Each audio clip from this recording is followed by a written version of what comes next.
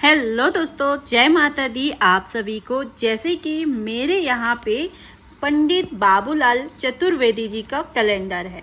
ये शास्त्र के हिसाब से, पंचांग के हिसाब से बेस्ट कैलेंडर माना जाता है। इसकी जो तिथि रहती है वो आपको यूट्यूब पर, गूगल पे, सारी चीज़ पे मिलेगा। इसीलिए हम लोग इसी कैलेंडर को ही लेते हैं।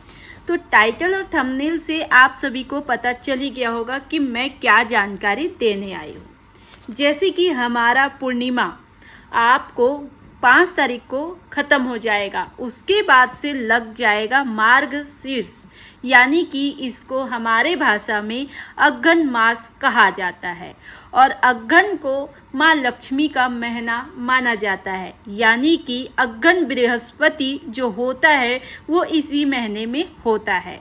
तो उसकी पूजा विधि क्या क्या है, कब कब होगा और क्या इस बार मंथ में 5 व्रत कर पाएंगे, इसी की जानकारी लेके मैं आई हूँ। तो चलते हैं मेन मुद्दे पे, हम क्या क्या बताने वाले हैं उस पे। जैसे कि पूर्णिमा आपका 5 तारीख को ख़त्म हो जाएगा, फिर लग गया आपका 6 तारीख, और 6 तारीख आपका गुरुवार पड़ रहा है, यानी कि इसी दिन से शुरू हो जाएगा आपका अघन बृहस्पति व्रत पूजा सब चीज़। अब इसमें क्या क्या नियम करने रहते हैं, चलिए वो भी मैं बताती हूँ। ये होता है अघन का महीना माँ लक्ष्मी, और माँ लक्ष्मी का जो अस्त्र है, शस्त्र है, वो होता है झाड़ू। जो झाड़ू धनतेरस के दिन इतना फेमस होता है, वही झाड़ू माँ का औजार है। तो उस दिन अघन बृहस्पति, यानी कि आप गुरुवार को व्रत कर रहे हैं, तो उस दिन ना झाड़ू लगाएंगे, ना झाड़ू को पकड़ेंगे, ना पोछा लगाएंगे, यानी उस दिन पूरी साफ सफाई बंद रहती है। ये मेन इम्पॉर्टेंट है। अगर आप इस व्रत को रख रहे हैं तो इनके नियम को करना बहुत ज़रूरी होता है। आपको पता ही है, माँ लक्ष्मी बहुत चंचल रूप से है। अगर वो नाराज हो गई तो कब क्षण में चली जाती है, और खुश हो गई तो कब क्षण भर में भर देती है झोली, वो किसी को पता नहीं रहता है। तो इसलिए ये बातें याद रखना। तो 6 तारीख को पहला पड़ रहा है, दूसरा आपका 13 तारीख को पड़ रहा है, तीसरा आपका 20 तारीख को। अब एक और इम्पॉर्टेंट बात है जो मैं आपको बताने वाली हूँ, ध्यान से सुनते रहेंगे। चौथा आपका 27 तारीख पड़ रहा है, यानी कि नवंबर महीने में आपका 4 व्रत कंप्लीट हो जाएगा। अब आते हैं क्वेश्चन कि क्या 5वां हमारा अघन मास में ही होगा। तो हाँ भाई, इस बार पूरे अघन पे ही होगा।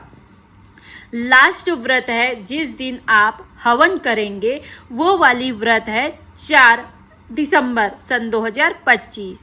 अब देखो, पूर्णिमा के बाद में शुरू हुआ है, पहला आपका पूर्णिमा के बाद में शुरू हुआ है, और आपका तीसरा वाला 20 तारीख गुरुवार को पड़ रहा है अमावस्या, यानी कि आपका अघन के महीने में ही माँ लक्ष्मी का, माँ दुर्गा का पूजा करते करते में अमावस्या के दिन माँ काली की भी पूजा होती है। तो उस दिन आपको अगर अपने शारीरिक पीड़ा से, लक्ष्मी धन से, संपत्ति से, सारी चीज़ से सुख सुविधा चाहते हैं, तो तीसरे गुरुवार को आपको माँ काली की भी आराधना करनी है।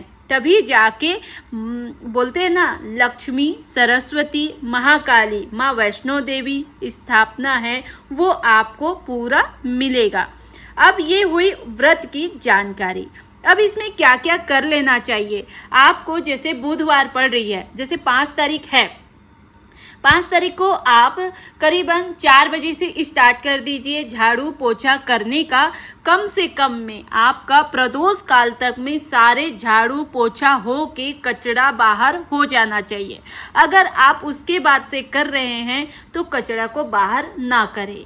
और हाँ, अगर आपके रास्ते पड़ रहे हैं तो उसमें आप चावल की जो गीला लिक्विड रहता है उससे पैर के निशान और स्वास्तिक ओम कुछ भी हो आप रंगोली जरूर डालें। इससे माँ लक्ष्मी प्रसन्न होती है और आपके घर पे आती है।